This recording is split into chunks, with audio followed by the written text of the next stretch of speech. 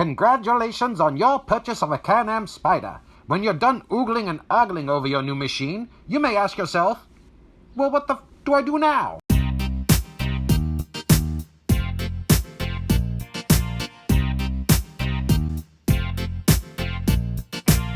First things first, put your key in the ignition and turn it clockwise 1 click. For those of you digital dummies out there, turn it to the right. Then, press the mode button once. Make sure your kill switch is in the on position, and then press the start button. Now, riding your machine is as easy as can be. Keep your foot firmly on the brake and then press the plus sign paddle that is going to shift you into first gear. You may hear a clunk. Not to worry, that is only your machine's beefy tranny. And no, I don't mean a fat man in heels, I mean a sturdy and well-built transmission. Then you'll want to slowly take your foot off the brake and carefully roll on the throttle. Rolling on the throttle means to turn your hand back towards you. There, you learned a biker term. Look at you now, you're hardcore. Oh no, what's that? Oh, it's no cause for concern. You left the parking brake on. No worries. What you'll want to do is to again press down on the foot brake and deactivate the parking brake. Check your owner's manual for the location of the parking brake activation and deactivation buttons. I forgot to film them today because as I was leaving the house, my wife was being a real nag, and I simply forgot. I should have married her sister. Prudence was quite the looker. Ah, the sweet stench of regret. After deactivating the parking brake, you'll want to let off the foot brake and roll on the throttle, and off you go. Now, whenever you take off on your Can Am Spyder, you'll want to do it slowly and controlled, because that throttle is very easy and very touchy. So remember, take your foot gently off the brake and roll that throttle ever so gently. You don't want to horse it because then off you go! Now, braking on this machine is super simple. Can Am gives you a foot brake that controls braking to all 3 wheels. Now, since our rider has a bit of a handicap, he opted to put on a handbrake. You can inquire about handbrakes for your Spyder on the interwebs or by contacting your local Spyder dealer. As you can see, the hand lever lowers the foot pedal just enough to make getting his foot over much, much easier. Our rider has been riding for quite some time now, and he instinctually reaches for a hand lever whenever braking. In this configuration, he has the best of both worlds. Kind of like going to a questionable strip bar in Bangkok. When you want to slow down, or come to a stop, gently let off the throttle and press the foot pedal until you come to a stop. Well done!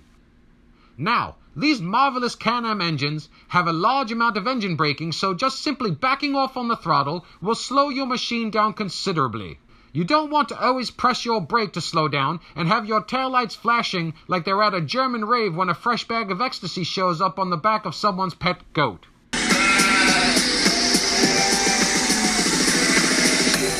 Going in reverse on these machines is just as easy as going forward. First, make sure you press the brake down firmly and then press the R button on top of the left hand grip housing.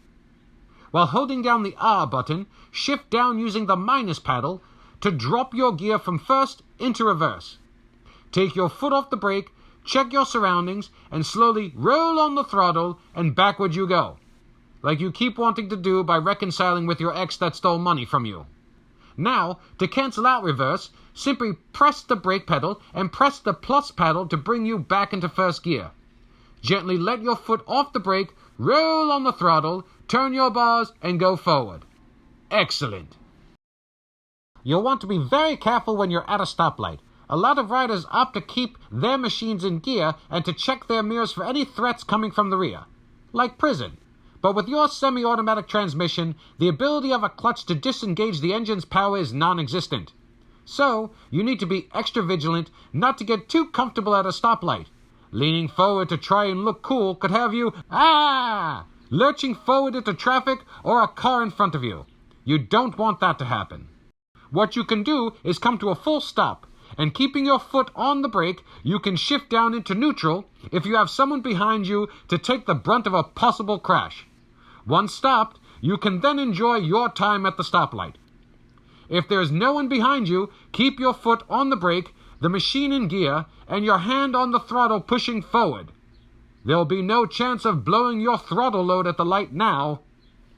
People talk all the time about countersteering their motorcycles. Countersteering is when you push the handlebars away from the turn to dip or lean the motorcycle into the turn. With a trike, you never want to do such things.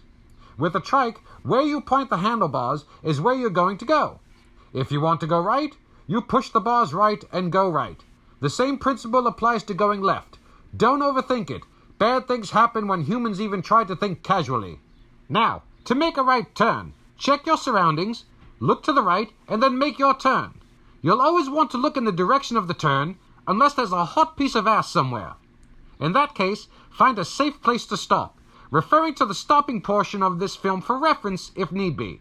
And then oogle, catcall, whistle, and comment all you want. Hey, where'd you go in there, mommy?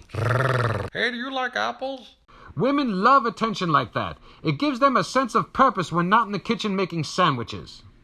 The same principle applies to going left. I have to use the restroom, so please just rewatch the turning right portion of this film, and where I say right, just think left. To shift your machine's transmission up one gear, just press the positive paddle located near your left hand grip. To shift down a gear, you'll press the minus paddle juxtaposed to the plus paddle. Now, let's hit the streets and test out shifting on this Can Am Spyder's SE6 semi-automatic transmission. The SE stands for So Easy, just like it was rumored that my prom date was to be. Not so, as it turns out. I didn't even get to the on-deck circle, let alone any bases. What a waste of money that Lincoln and the flowers were. As you're driving along and want to shift up in gear, simply press the plus paddle. Do this as many times as needed to be in the proper gear for the speed you are going. If you see smoke and your engine sounds like a cat in heat, you're in too low of a gear. Now, a good word of warning is to keep your hand more towards the outside of the grip, lest you should accidentally hit one of the paddles and shift into an incorrect gear. That would suck if you are navigating through traffic now, wouldn't it? Good news, though, the Can Am Spyders are very generous with their hand grips. With a little thought and a nice size hand grip, you'll be fine. What? What is so funny? It's true. Their hand grips are a good size. Oh, seriously, stop being impossible. There's really no need to downshift or do anything when coming to a stop. The Can Am's SE6 transmission will downshift automatically, leaving time for the Devil's Workshop to employ your idle hands. Once stopped, you'll check your surroundings and go. Upshifting by again pressing the plus pedal as needed to keep you going on your merry way. Do enjoy your Can Am Spyder. If you found this video to be the cat's pajamas, then please hit the like button and subscribe and share this with all your pals. Now, let's go see what kind of sandwiches our wives have prepared for us. Off we go!